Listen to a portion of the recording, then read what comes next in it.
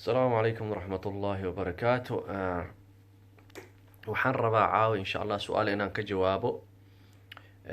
Su-aashan waxay tahay ma waxaa fiican codka in kor loo qaado marka qofka qur-aanka la saarayo mise codka hoos in loo dejiyo ayaa fiican?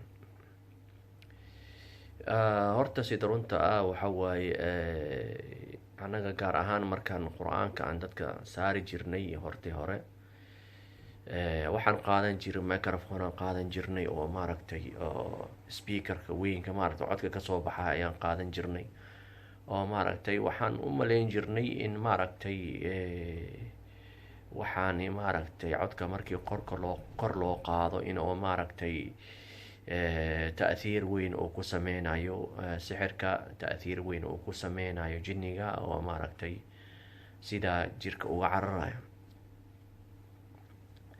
ولكن الحمد لله رب العالمين waxaan gadaalihii ka ogaanay alxamdulilah oo ilaahay nagu badbaadiyey inay arrintaas i qalad ahayd oo waxaa noo caddaatay in oo maaragtay codka kor loo qaadayo waxa kaliya ay sameynaysa waxa waaye tahyiij almarad, yacni jiradii ayay qodaysaa oo maaragtay caafimaad ma siinayso oo jinniga ayay ku kicinaysaa.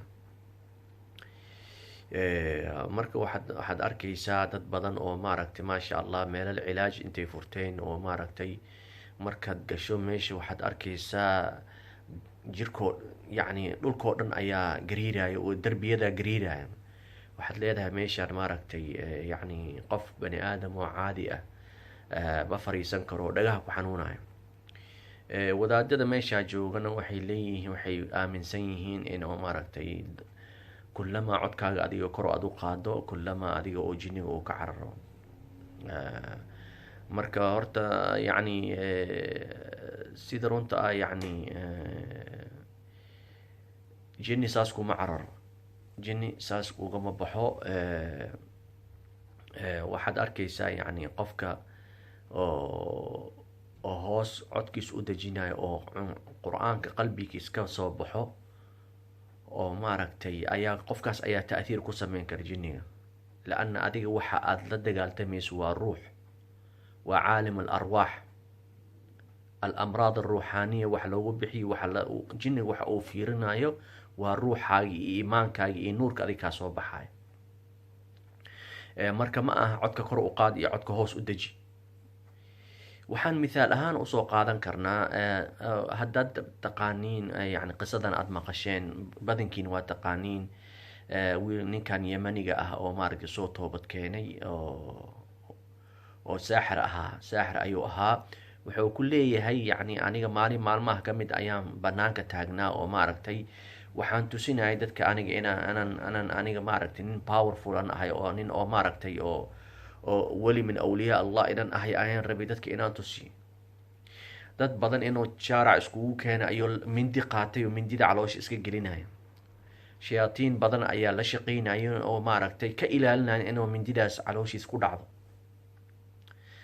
marka wuxuu ku leeyahay meesha waxaa soo agmaray wiil oo maaragtay oo ilaahay subxaana wa tacaala dariiqiis ku dhegan oo wadaad ah ayaa soo agmaray. afkiisa si tartiib ayuu aayatul kursi u akhriyay, qof maqlaaya ma leh. wixii shayaatiin meesha joogeen dhan way carareen. ninkan siduu u socday mindiye ayuu caloosha iska geliyey, mindida ayuu caloosha iska geliyey oo sida ayuu dhaawac weyn ku gaaray, laanna shayaatiinta meesha joogeen oo waxaan ka celinayeen way carareen.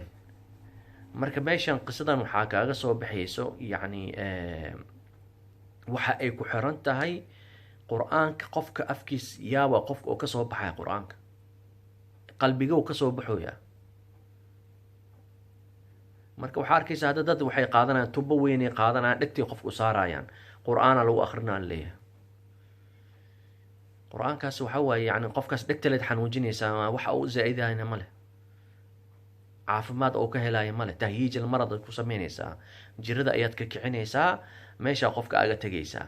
marka waxa waaye waxa ugu muhiimsan waxa waa qur-aanka xaguu kasoo baxaya, qalbiga oo kasoo baxaya. asayfu bidaaribihi, waxa waaye seefka qofka wato, qofka oo dadka ku dhufanaya waa kala yihiin. qofka seef sida loo qaada yaqaano iyo qof aan garanaynaa jiro.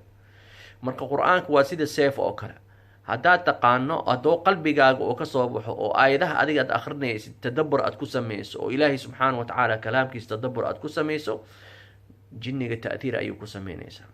waxaad arkaysaa qolkaanad fadhidaa qofaad qur-aan saaraysaa si tartiibad u akrinaysa, qof qol kala degan qol kaloo ku jiraa xanuunuu dareemaya.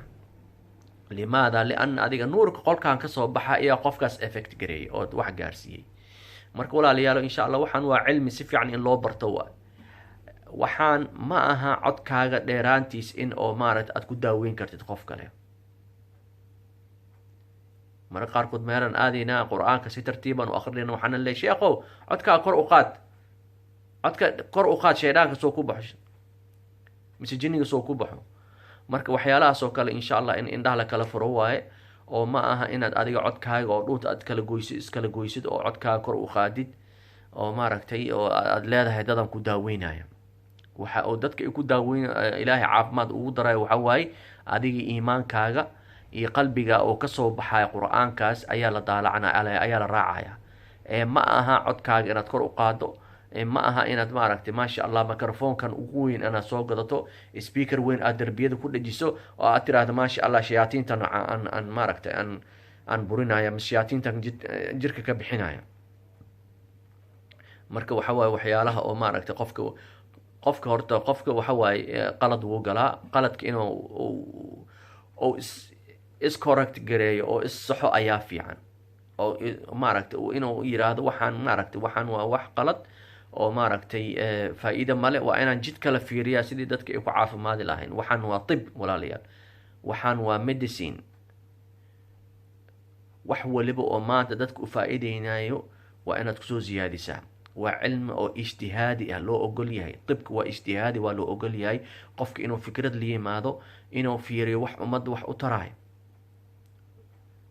wax waliba oo mubaax ah, wax waliba oo xalaal ah waad ku daaweyn kartaa dadka, maadaama adiga maarkin oo ilaahay subxaana wa tacaala jidkiisa aad ku dhegantahay iyo sunnada nabiga calayhi salaatu wasalaam aad raacaysid. marka insha allah qofba yuusan ku dhihin codka maaragtay koraa loo qaadaya ad ku caafimaadaysaa.